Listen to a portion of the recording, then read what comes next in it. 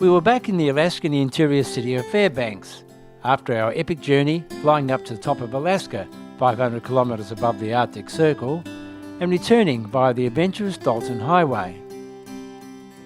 Before heading further south, we spent some time in this very pleasant city.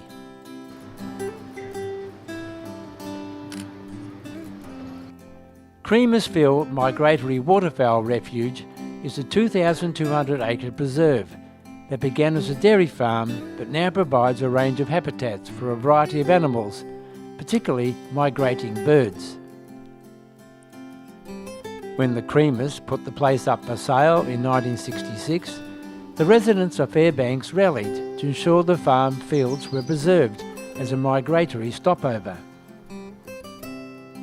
The area was established as a state game reserve in 1979. We had heard that there was an impressive auto museum in Fairbanks, and I was particularly keen to check it out. And wow, I was not disappointed. It was certainly the shiniest collection of antique cars I'd ever seen. This living museum rotates its over 95 pre-World War II automobiles.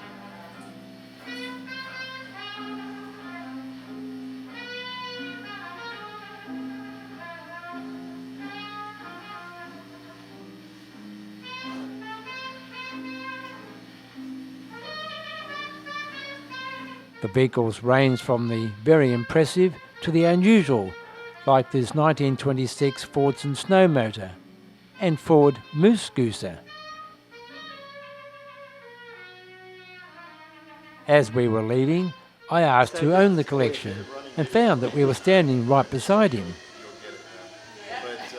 Entrepreneur Tim Cerny has been lovingly and meticulously building the collection since 2007. Back on the road again, we drove the 200 kilometres down to Denali.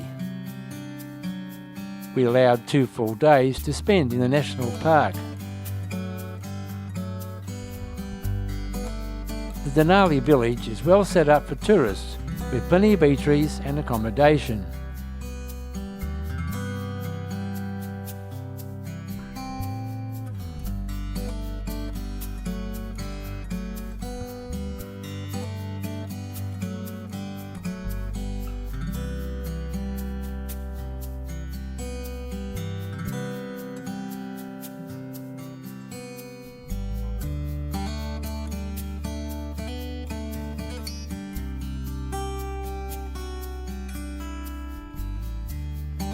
We were only just into the park when we were treated to Mother Moose and 2 calves, just beside the road.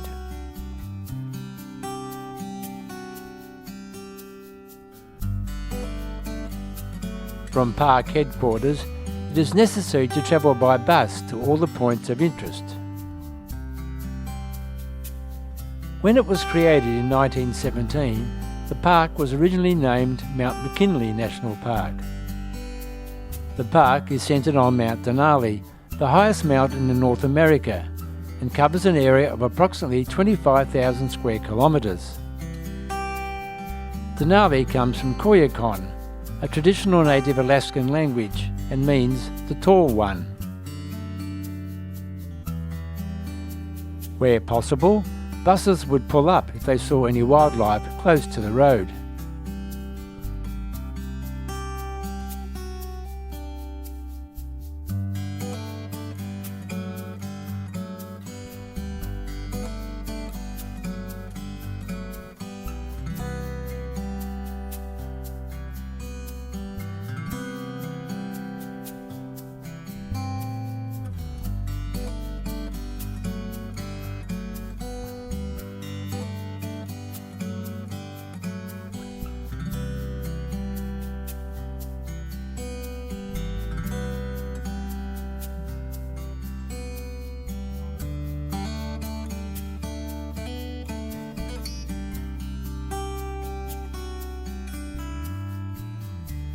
As is often the case, Mount Denali at 6,190 metres high was being elusive with its peak up in the clouds.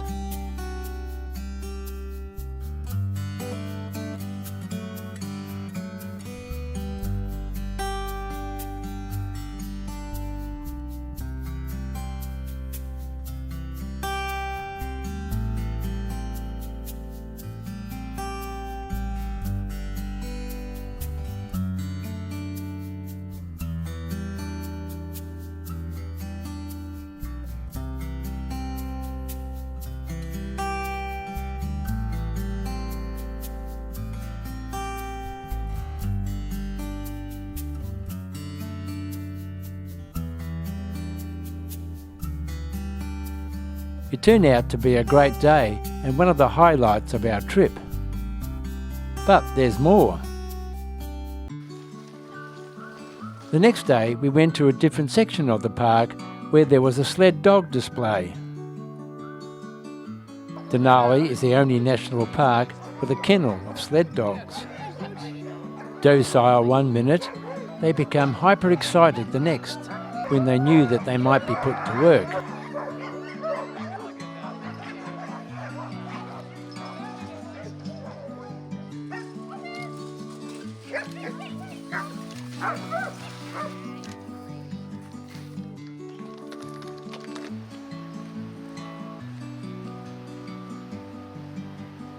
Later in the day, we took a walk or two from the visitor centre.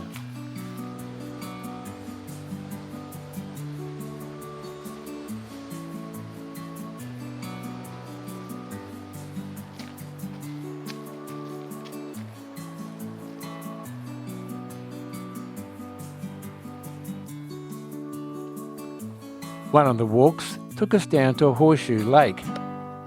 The scenery and the walk around the lake were both worth experiencing.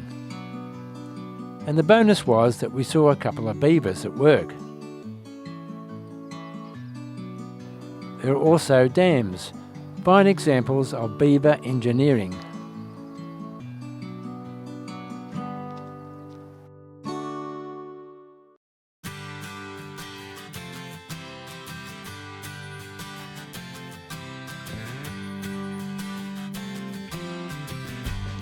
There were more opportunities to catch a glimpse of Mount Denali as we travelled down the park highway.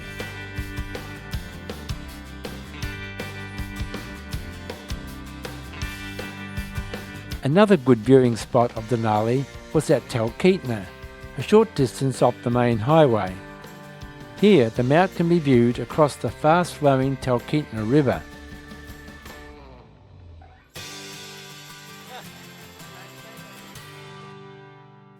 At Uklutna, just south of the town of Parma, is the Athabaskan Russian Orthodox Church of St. Nicholas. Instead of tombstones, the churchyard is filled with quaint structures called spirit houses. The colourful gravesites are a blend of Athabaskan custom and Russian Orthodox tradition. A little further south at Eagle River is the Rodak Nature Trail. From the walking tracks and viewing areas, you may spot salmon or a beaver, but you are pretty well guaranteed to see a moose or two.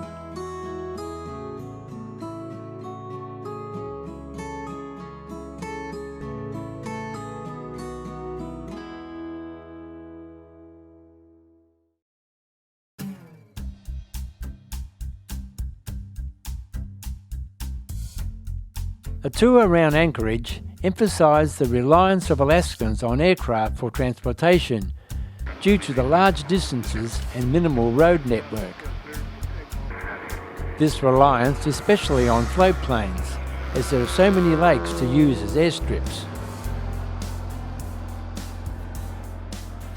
Ship Creek is a popular area for sport fishing and is considered the only urban king salmon fishery in the world. In 1915, a tent city sprang up at Ship Creek for workers involved in the construction of the Alaska Railroad.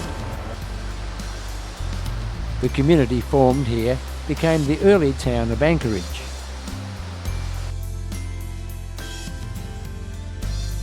As I have a love of aviation and its history, I dragged Anne into the Alaska Aviation Museum.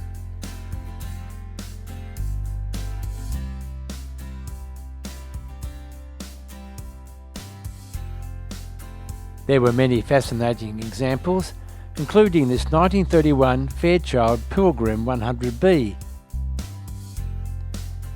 During its life, it was used for passengers to haul in tons of fish directly off the beach.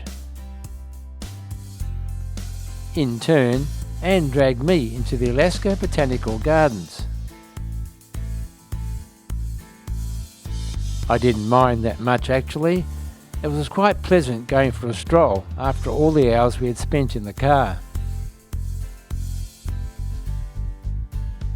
The gardens, set in a 110-acre site, are an independent non-profit organisation and are open all year round. A small admission charge applies.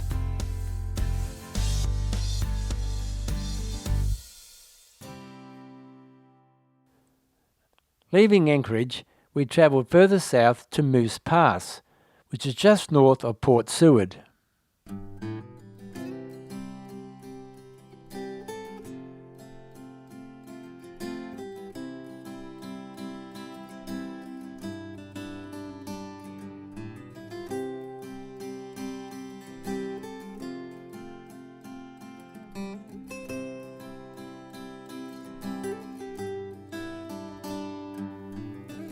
The cabin and restaurant were indeed memorable, but the most memorable thing about Moose Pass was the magnificent view.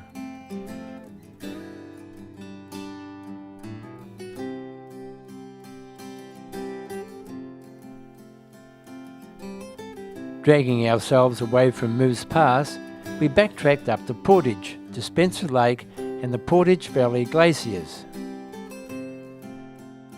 We were now experiencing scenery overload and running out of adjectives to describe it.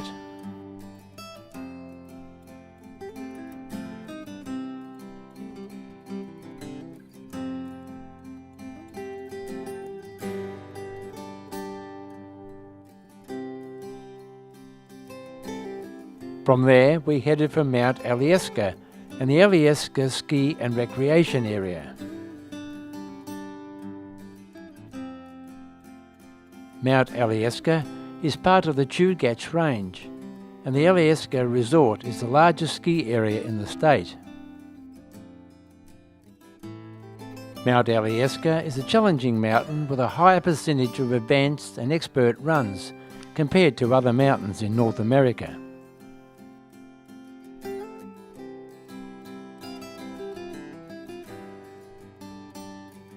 Our time in Alaska was coming to an end as we headed back to Anchorage for the long flight home to Melbourne. But on the way, we called into Potter Marsh, a wildlife refuge and home to more than 130 species of resident and migratory birds.